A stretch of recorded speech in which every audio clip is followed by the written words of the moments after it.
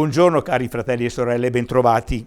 Siamo venerdì 29 luglio, Santa Marta, ma anche Santa Maria e San Lazzaro, gli amici di Gesù della casa di Betania.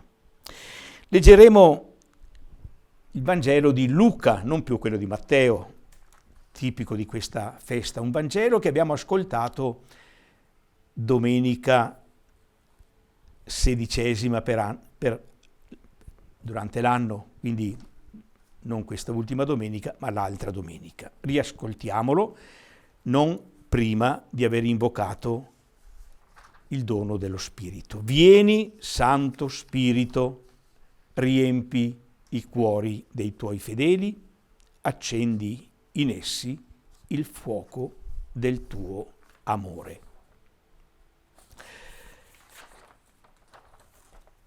Leggiamo il brano che conosciamo bene.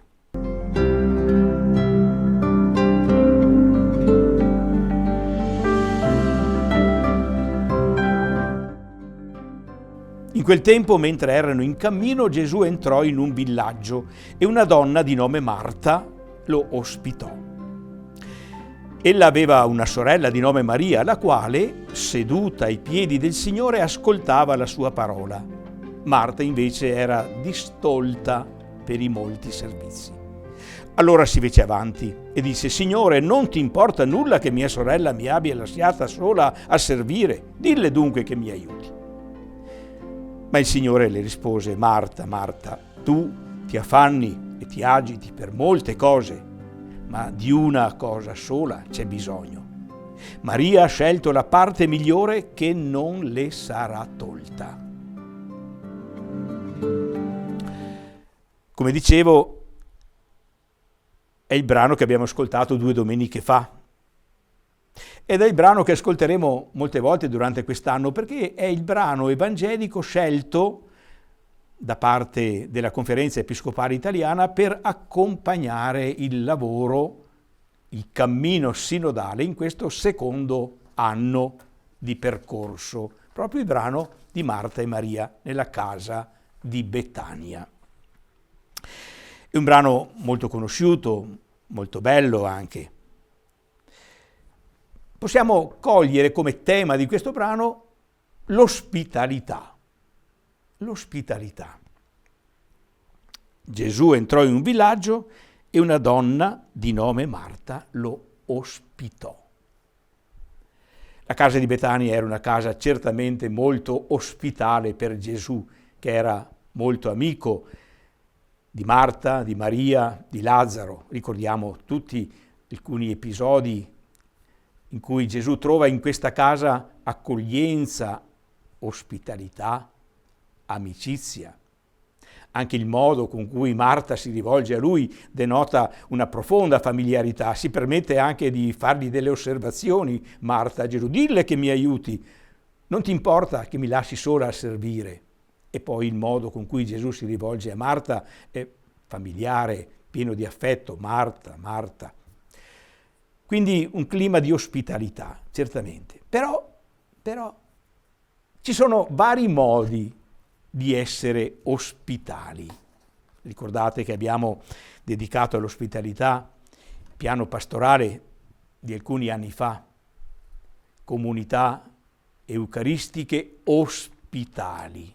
È una caratteristica profondamente evangelica l'ospitalità, ma ripeto, ci sono vari modi. C'è quello di Marta e c'è quello di Maria. Ma partendo dalla nostra esperienza, sappiamo che a volte, tutti abbiamo fatto l'esperienza, che ci sono delle forme di ospitalità che sono quasi delle costrizioni ad essere accolti, a fare quello che colui che ti accoglie o colei che ti accoglie vuole. A volte può capitare che ci siano dei modi di ospitalità in cui sei prigioniero dell'ospitalità delle persone. E non è questo il modo vero dell'ospitalità. Qui vediamo rappresentati 2 modi di ospitalità. Quello di Marta, la quale ha i suoi progetti, quello di far contento Gesù, quello di fare il meglio possibile, ma vive la sua ospitalità nel modo del servizio, ma un servizio che parte da lei. Maria invece ospita Gesù mettendosi seduta per terra e ascoltando la sua parola. Secondo Marta è Maria che sbaglia.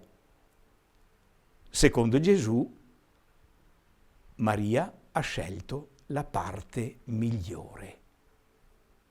Gesù non rimprovera Marta perché serve, però dice: il tuo servire molto generoso ti distoglie. Era distolta. Distolta da che cosa? Probabilmente distolta dall'attenzione a Gesù, all'ospite, alla sua parola.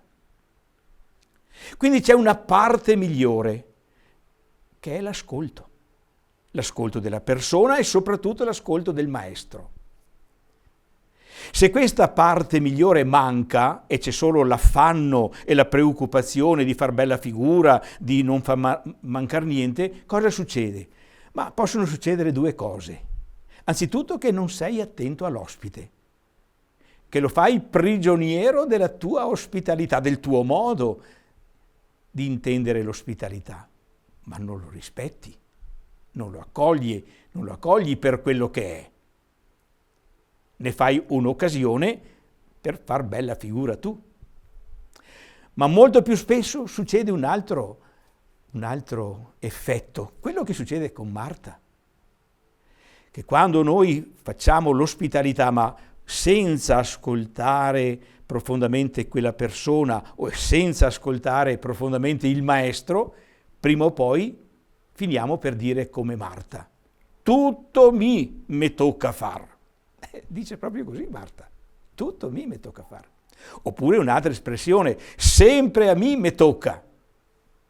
E quindi reagiamo con risentimento e non siamo più capaci di un'ospitalità gratuita. Ecco allora che il Signore dice: certo dovete essere ospitali, certo dovete servire. È quello che vi ho detto e abbiamo appena ascoltato qualche giorno fa nella festa dei Santi Giacomo, di San Giacomo. Il figlio dell'uomo è venuto per servire, certo, ma quale servizio, quale ospitalità? Quella che nasce dall'ascolto, quella che nasce dall'ascolto dell'altro e quella che nasce dall'ascolto del maestro, che ci dice: dovete volervi bene, dovete servirvi l'uno e l'altro gratuitamente, non per ricevere contraccambio, ma per essere figli degni del Padre, per essere fratelli di Gesù, del Figlio dell'uomo, che è venuto non per essere servito, ma per servire e dare la vita.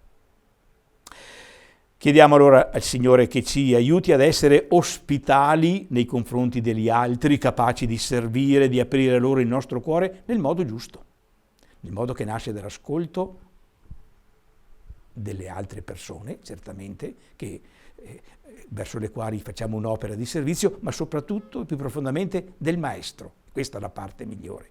Allora la nostra ospitalità sarà autentica e porterà davvero frutto. Chiediamo che il Signore ci accompagni a vivere quanto abbiamo ascoltato con la sua benedizione. Il Signore sia sopra di te per proteggerti, davanti a te per guidarti, dietro di te per custodirti, accanto a te per accompagnarti, dentro di te per benedirti. Nel nome del Padre e del Figlio e dello Spirito Santo. Amen. Buona giornata a tutti e arrivederci a domani.